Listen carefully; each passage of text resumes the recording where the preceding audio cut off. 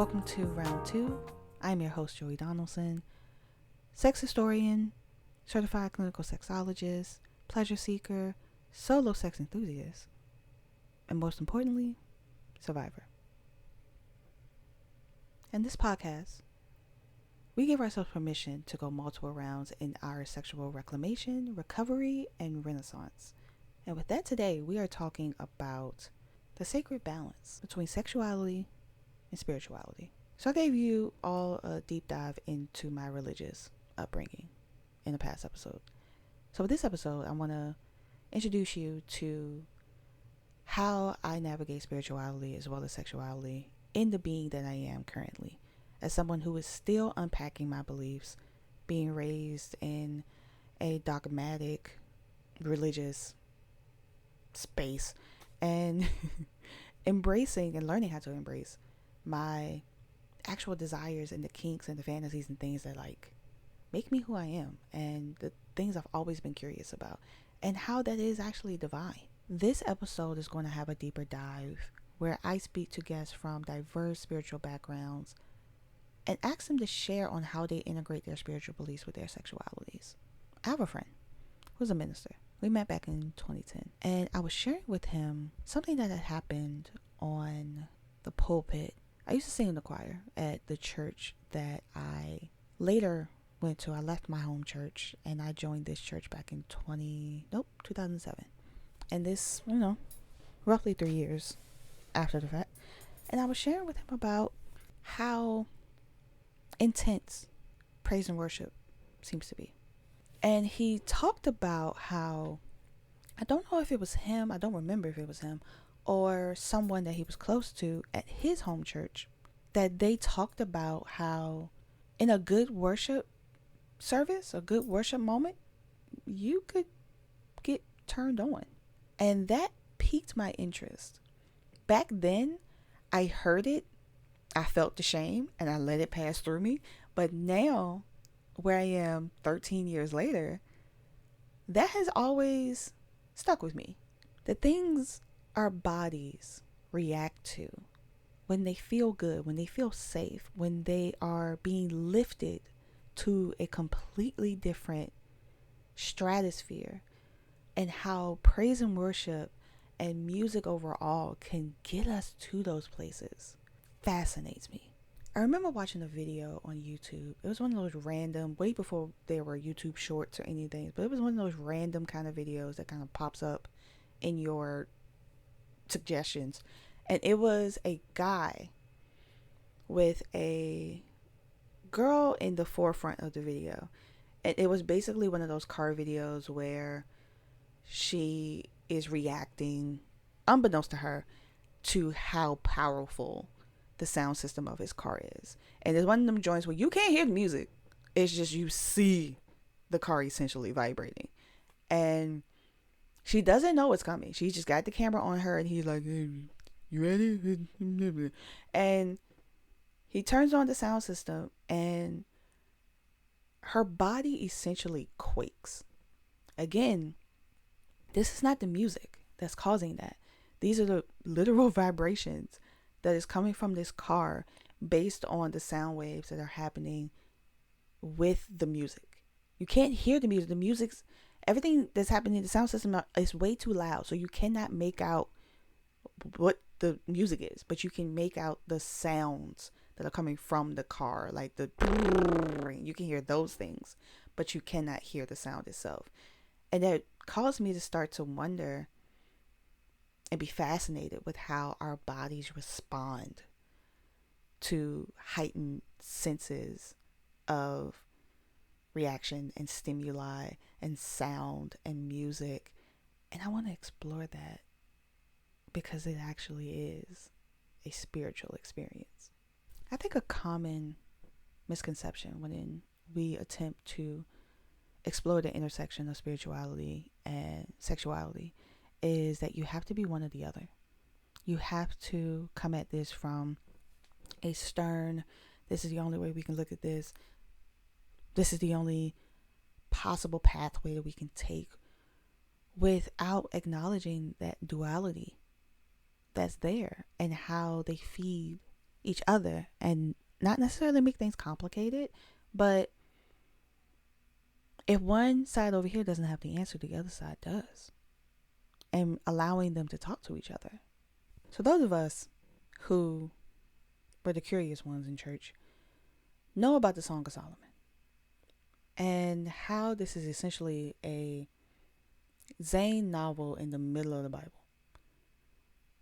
Of course, the language is allegedly timeline appropriate, but there are certain verses and talking about bushes and feeding and milking and those sort of things, and we're talking about cunnilingus and fellatio and actually reaching orgasm and allow not even allowing, because who are you to allow, but chasing her orgasm because he likes how she looks, or he likes how she feels, or her experiencing this ecstasy gives him something, and it's a spiritual connection.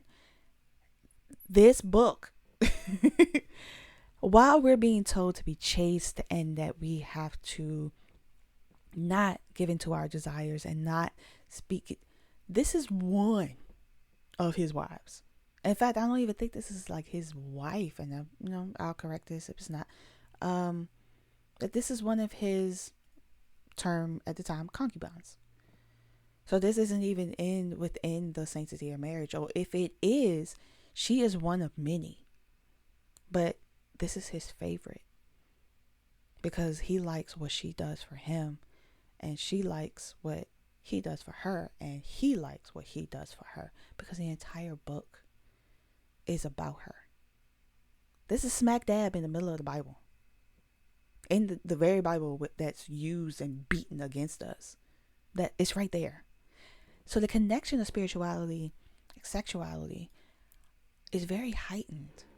And it's a beautiful thing when we are able to have meaningful conversations about that topic and how it shows up in our own lives. That minister friend of mine, when he shared it with me, it wasn't in this, we got a little bit turned on. It was weird. It wasn't that. It was like, worship can do that to you. And his framing of it was, that's how you know that you're worshiping well. So how is that any different than if your nipples are getting hard, or you're extremely wet, or you're extremely hard, or you're whichever, that you know that that's when you're doing it right. That's when you're letting yourself go. You're giving yourself over to this feeling, and how that moment in praise and worship and that moment in a sexual encounter are one and the same. One you just may or may not be fully clothed for. The other one you doing it in front of a multitude of people, which also may not be fully clothed for. Like, it's all it's all in how you look at it and how it's introduced to us. Us allowing ourselves to explore that and to really figure out what that means. Spirituality and the duality of the ways in which I flow through spirituality. I no longer consider myself a Christian. I'm no longer a Christian. I'm also not an atheist, because I do believe there is a higher power, a higher being, source, creator, universe out there. I just think that what we were taught in like Christianity that we have now is just a bastardized version of that, and a version that solely conforms to the ideals of white supremacy and patriarchy, because that God is just vicious. That God is an asshole, and it's unfair to bend yourself to this being that never liked you to begin with. So it's no, but that's just my thinking. But how I view spirituality is giving me the freedom to be able to explore, because I'm now allowed to attune myself to my own body, wherein in Christianity I was cut off from my own body because it didn't belong to me. I couldn't explore it. It's a sin to do that. Now I explore my body in ways that I did not expect myself to, but I still have hangups, and that's really frustrating. But that's something that I'm working through. That comes with unpacking, that comes with deconstructing, and really figuring out what my belief system is now and allowing it to evolve. And that spirituality speaks so much to that because it's such a beautiful, sacred thing. Now, I'm not going to sit here and say that if you are not experiencing sexuality in this way, then it's not valid. No, you define the validity of your sexuality, of your sensuality, of however you decide to explore this thing. This is just my story. This is just how I explore this thing. And because I am a spiritual person, deep down, that's just who I am. I'm not a religious person. I am a spiritual person. Even back then when I was in religion, it really came down to like, no, I'm not. I'm really not this person. I'm just trying to conform to hopefully get God to like me. And now I'm like, this is who I am. I've always been a spiritual person. I'm pretty sure I'll always be a spiritual person. Just my spirituality is going to continuously evolve. And with that, my sexuality and sensuality and intimacy evolves. And how I choose to explore those things evolves. I truly believe that having a stronger, more reinforced understanding of what sensuality means in regards to my spirituality has made both of those things stronger, has made me able to talk about these things the way that I'm talking about them right now. I used to not be able to say the word vagina. I used to not be able to talk about coming and orgasms and kinks and fetishes of my own. I used to not be able to do that. I used to squirm from the word. And now I'm like, yeah, girl, this is what we do. Like, this is what we talking about. Like, yeah, let's go. Like, and because I have been so open with my journey, especially after getting my certification, I've always had people that just walk up to me and just start talking because apparently I'm easy to talk to. But it's even more apparent now that people need someone to talk to. And a lot of these people tend to be religious or come from religious backgrounds, and they're trying to reinforce or find a completely different identity, but they don't want to give up on their spirituality, so they want to find a happy medium. So how do you find a happy medium? You allow yourself those feelings of tingly, otherworldly, awkward initially feels. If you're in praise and worship and your nipples get hard or you feel a little tingle downstairs, instead of running from that feeling, ask yourself, why is that happening? And not in an accusatory, why is this happening? What's going on? Why is this happening? And explore that more. Could you potentially have a praise kink? Could you be someone who is turned on by someone doing really well in something or doing something to you really well? Are you someone who enjoys kind of letting yourself go in a group of people? Are you someone who desperately wants to cry out and fall down and feel these deep, immersive emotions, and you have been stunted this whole time? Really begin to ask yourself the why in a way that's affirming and not accusatory. Because you don't have to go tell sister such and such that this happened, because everybody's not going to understand that, because everybody is not tuned in. And I say tuned in, like not tuned into them, to their own bodies. This was a minister telling me, who is still ministering to this day, that this thing happens and is real. Everybody isn't there. Everybody's not open to having that deep of a conversation, and that, like, scary in some ways conversation to discover, why am I on this stage feeling this way? And God forbid you single. Then what? Like, what you supposed to do then? You supposed to just tuck that in your back pocket and act like it never happened. Explore it. Ask yourself why. And try not to run away from the answers. because you may find out something about yourself that's been tucked away this whole time. And it's now feeling like, oh, it's safe. I can come to the surface now. Don't edge yourself accidentally by allowing this thing to come to the surface and then tamping it back down. Don't do that. Don't do that. If it comes to the surface, greet it and ask, how can I help you? How can I support you? How can I help you flourish? Because if you ask that, it's going to in turn ask you, well, okay, well, how can I help you flourish? And then you get in tune with yourself in a way that goes beyond a physical space, but goes into an emotional and spiritual space. And then that's where you can begin to really find your grounding. You can begin to really find your roots. And that is super helpful, especially if you've come from a place where that was not allowed. So how can we begin to foster these meaningful conversations around spirituality and sexuality? I would encourage you to kind of take a step back and figure out who your people are.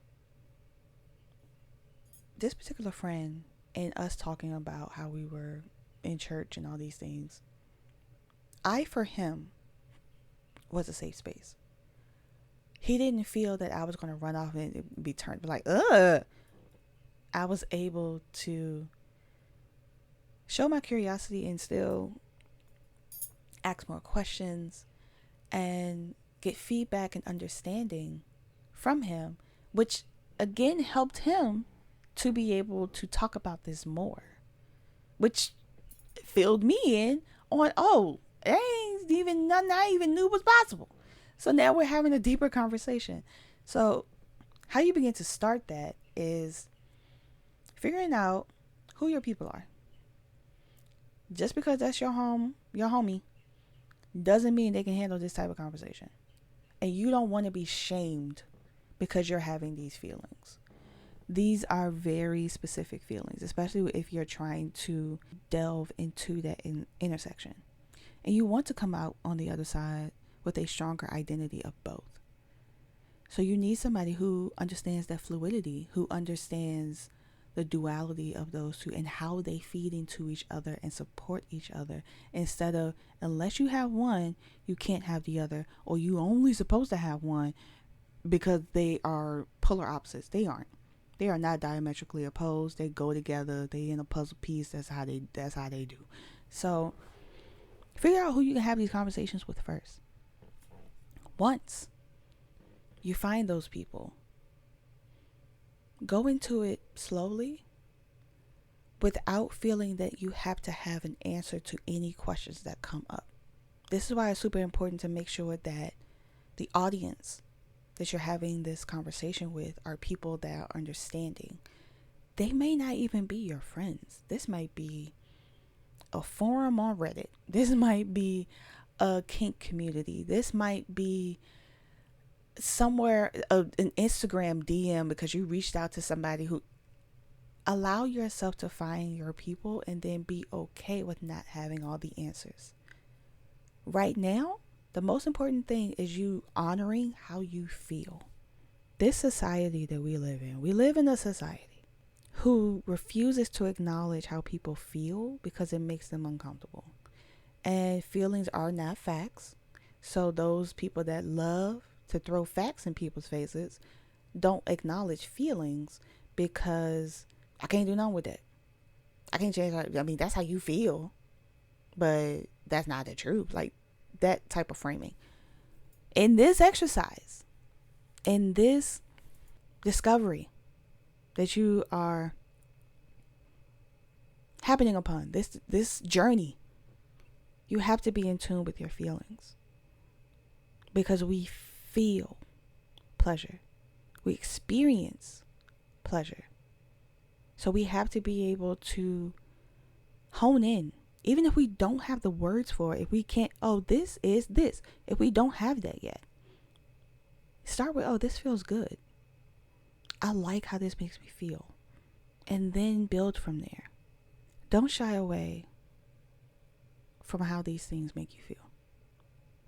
If you're having this meaningful conversation and things are going good and They might hit on a topic that you weren't ready for or haven't experienced yet, not really sure how to navigate it. Don't run away from that. Again, I'm not telling you to answer questions that you are not ready for. I'm telling you instead to put that in your back pocket and go, I will deal with that when I'm ready. And somebody who actually cares, somebody who's in the community, somebody that can actually support you will understand that because they've been there.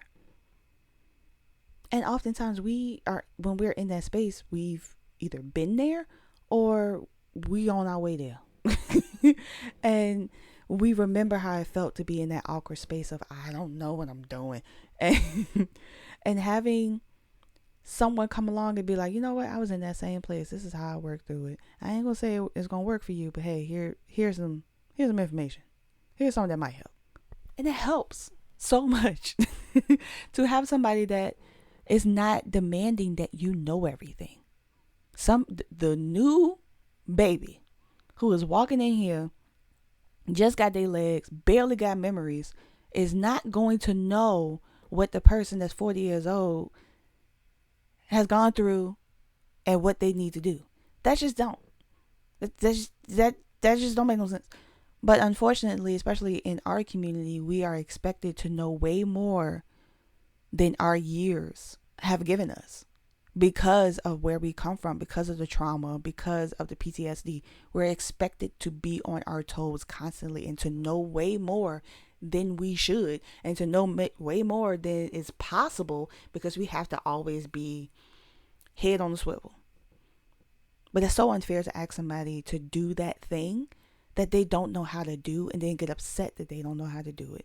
So stay away from those people and allow yourself to stay away from that thinking because it's possibly going to come up. So give yourself that breathing room.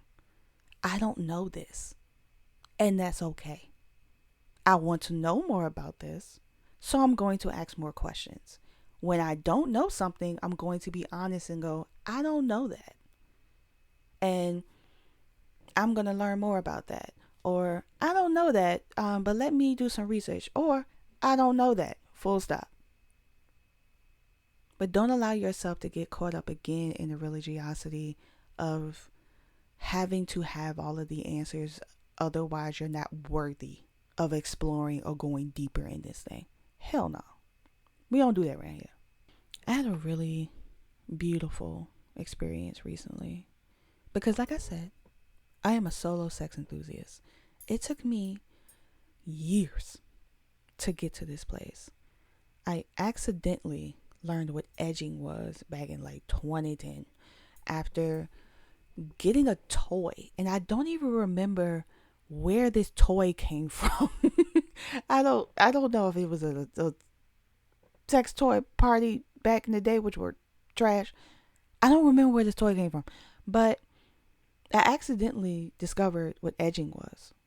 And for a long time, I could not allow myself to feel full pleasure head on. Like I could not allow myself to be enraptured in that juicy, delicious feeling because it scared me. It made me feel like I was out of control. And because of what had happened to me, being in control was how I remained safe. So being out of control, even if it's willful, even if it's expected, even if it's what I want to experience, I would not allow myself to do it. And it's taken over 10 years to get to where I am now, where I can joyfully explore myself in ways that I will fully immerse myself in that space. And what's been fun for me is allowing myself different elements of exploration and telling myself that it does not have to look or feel the same every single time. We're not chasing the same high. We're not gonna do that. That's boring. Yeah, that thing that we did over there felt really, really good. If we cannot find that again, that's okay. Because then after that, we don't allow ourselves to move forward. We're just chasing the high. And that's unsustainable. So in the time of me exploring what I really like, the pressure I like, the tension I like, the things I like to watch, the things I like to hear. And these are things that we're going to go deeper into where we have our kinks and fantasies and fetishes episode. So I'm not going to go full fledged there. But I discovered how much I love audio. I used to be a visual learner, which I still am. I'm kind of an ambivert with a bunch of this stuff. But I discovered how much I love audio, whether it's audio porn, the sounds of sex happening, the like literal bodies coming together, the wetness and the exaltations coming out of the bodies that this is happening to or happening for, or that is causing these things to happen. I am very clinical. So I'm going to break things down that way. But I love to kind of like dabble into my little nasty things as well. But, quote unquote nasty. But I tend to go clinical first and use two big words. But in that, I like to hear what's happening. And I've discovered that in denying myself a visual, I connect on a spiritual level to something that's happening audibly. And one of my favorite things is listening to people have sex. I love that. I'm a visual person as well, but hearing it to me feels like a secret. It feels like I'm being audibly voyeuristic, and I can come up with what I think is happening. I can open my eyes and it be something completely different, but when I'm hearing it, I can imagine what's happening, and that takes me to a completely different place. So one of the things that I did recently was I turned on I can never say this word, binaural, y'all know what I'm talking about, beats, where this particular video, I'm actually trying to pull it up now, so if I get quiet, that's why, because I'm trying to concentrate while I'm doing a podcast. Don't worry about me. This particular frequency is tantric. So again, we're going to talk about tantric in a second, but this particular one was an hour long, and it was about experiencing an ecstatic full body shake.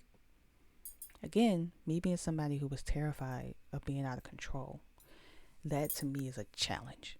Not a challenge like, I don't know how I'm going to do this, but a challenge like, oh shit, we doing full body shake, let's go. And so I had never done it before. I had listened to tantric things before. I'm gonna give y'all a little bit of how I feel about that. Sometimes they can give me the ick, and here's why.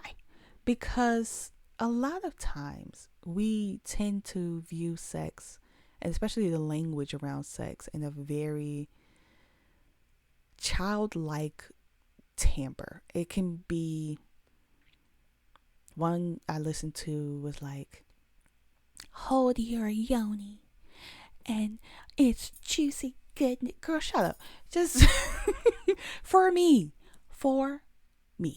I don't like that, because to me it takes away from the full embodiment of this body part. Like it makes me feel like it's like when you tell a little kid, or you tell a child, like that's your cookie, or that's your, because you're trying to avoid using the real words, when in actuality using the real words can be pretty fun, but then you can also use the quote unquote derogatory terms, even though I don't think they're derogatory.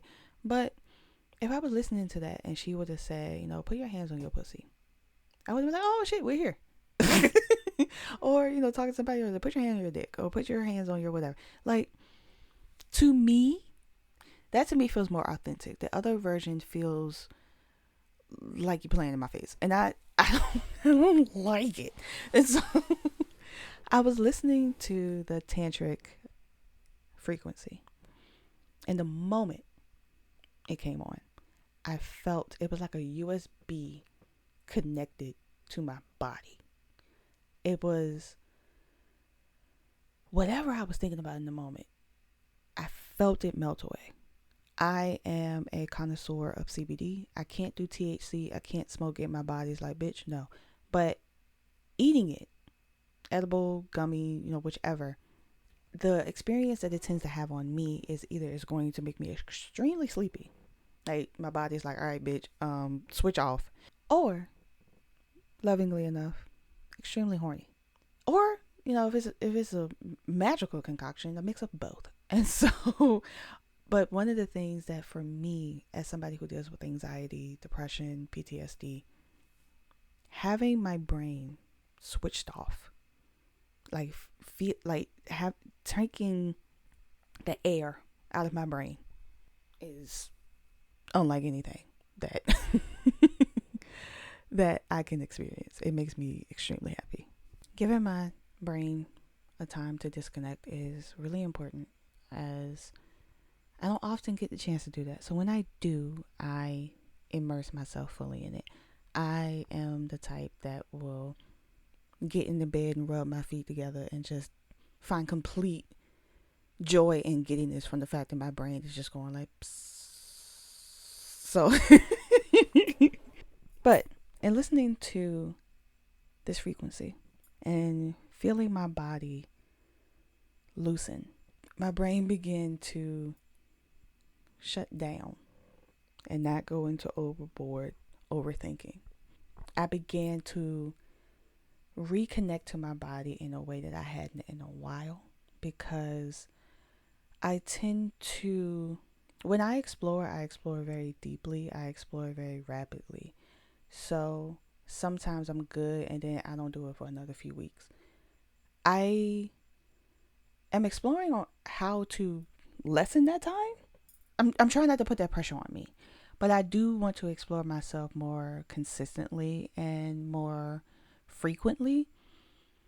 It's just sometimes that my body and my brain don't want the same thing. And so that can be difficult because I'm playing the referee. So in this moment, my body was wanting something and my brain was finally attuned enough to shut up, and I allowed the audible sounds that were being made. Now, granted, there were no sex sounds being made, but it was just this booming, all encompassing sound effect that just felt unlike anything that I had ever experienced in a sound, in a frequency. And I felt what they were talking about with a full body shake. So once I was in a good spot, that is when I went to my toy chest. As I've said, I am a connoisseur, a proponent. Not only am I a client, I am the president of solo sex of all kinds. And I have my own little treasure trove, my chest, that I am very proud of, that I am especially fond of. And I have a specific toy that is my absolute favorite, and that is my wand. I love my wand. It does exactly what I needed to do. It doesn't go exactly where I need to go because it's kind of big as far as the head of it. It's big. But it gets me where I need to go. And luckily, recently, I was able to purchase my first ever high frequency toy. So I was turned on to this toy by another friend of mine. I had never heard of high frequency toys. So I'm a nerd, I'm a pleasure seeker. So I'm going to go find out what this is about. And so I go looking for what high frequency toys do, and oh my God. And never seen anything to the degree of which that toy can do. And I'm only reading at the time the reviews initially, and then I went and read some articles of people that get paid to try sex toys. I'm in the wrong business apparently, but how she broke down her experience with this toy made me even more eager to try it. So I was able to purchase it. And my first time trying it was during that time. And I'm listening to this frequency. I have my wand and I have this high frequency toy. This toy does not vibrate, it circles. It makes revolutions in a very fast frequency. So that's where the high frequency comes in, because you can't initially see it. It looks like it's vibrating, but it's not. It's spinning really quickly. If you are somebody who has a clitoris, that is really helpful to have. A lot of toys don't hit you where you wanted to as far as the clitoris. So this specific toy, again, we're talking about the intersexuality of spirituality and sexuality. A high frequency toy. I was in the midst of using this toys, along with listening to this music, and I felt my body lift, and not in the way that we typically lift when the orgasm is happening. We kind of, our chest tends to heave, or our hips tend to kind of like go under a little bit, because it's trying to both dig into and run away from the feeling sometimes. I felt my spirit lift. I felt myself go above me in a way that felt all encompassing and supportive and loving. And oh, this is where you've been this whole time. This is what you were looking for. And I did some sex magic while I was in the midst of that too, because we're here talking about spirituality. So I put some things into the atmosphere during and using that frequency, that energy that I was putting out, that I was also receiving. So it was this beautiful conduit of energy that was happening, that I was experiencing, that I was not running away from, that I was not trying to cut off early because I didn't want to experience it at its full breadth. No, I was there. I felt myself, and I feel even now, I'm like, ooh, I felt myself reach a pinnacle of myself that I didn't know before. If you're if you're someone who grew up watching Avatar came out when I just graduated high school. Avatar the Airbender, the original one, the cartoon one.